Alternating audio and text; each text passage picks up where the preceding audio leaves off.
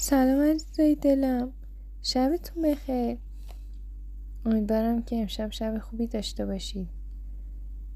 باز هم یه قصه دیگه، این بار راجع به قوری چای هست. بله، آی قصه نون و پنیر و پسته، برایم بگو یه قصه. یکی بود یکی نبود، در زمانهای خیلی دور پیرمردی زندگی میکرد که به یه قوری چای احتیاج داشت. او دوست داشت یه قوری قدیمی و عتیقه بخرد. یه روز که از کنار فروشگاه رد میشد، یه قوری زیبا و قدیمی را گوشه اون فروشگاه دید. قوره را به قیمت ارزونی خرید و به خانه‌اش برد تا آن را بشوید و درونش چای درست کند. وقتی پیرمرد داشت قوری را می‌شست، ناگهان 4 پای پر از مو و یک دم بلند از قوری بیرون اومد. پیرمرد که خیلی ترسیده بود فریاد زد و گفت این دیگه چطور جونوریه؟ قوری به حرف اومد و گفت من تانوکی هستم. من یه گورکن قابل تغییر هستم.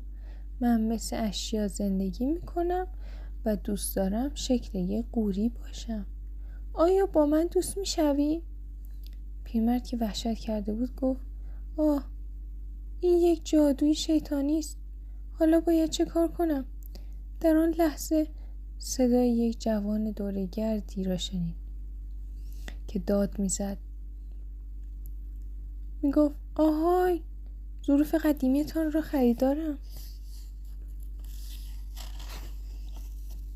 پیرمرد هم فوراً قوری را برداشت و آن جوان که نامش آرتین بود قوری را به اون فروخت.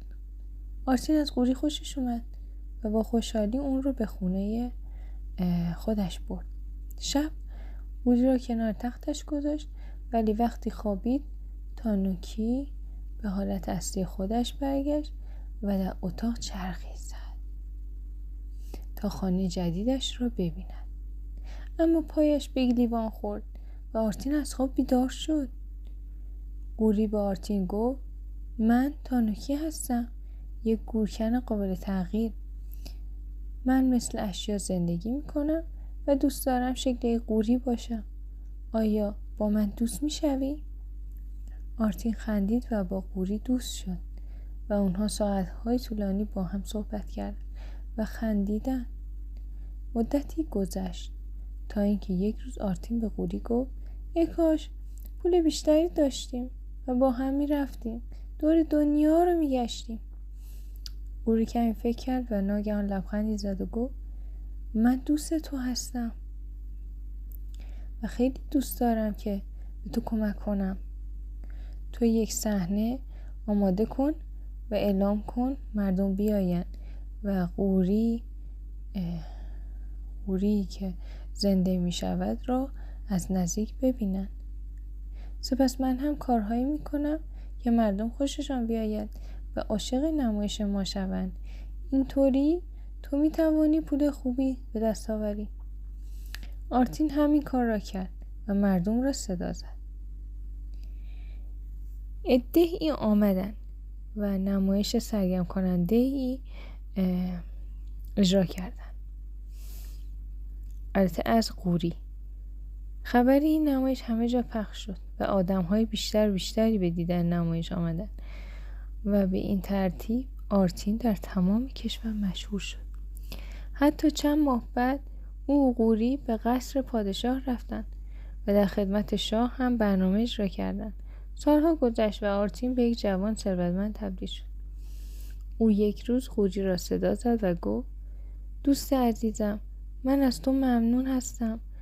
حالا پول زیادی داریم و می توانیم با هم به دور دنیا سفر کنیم.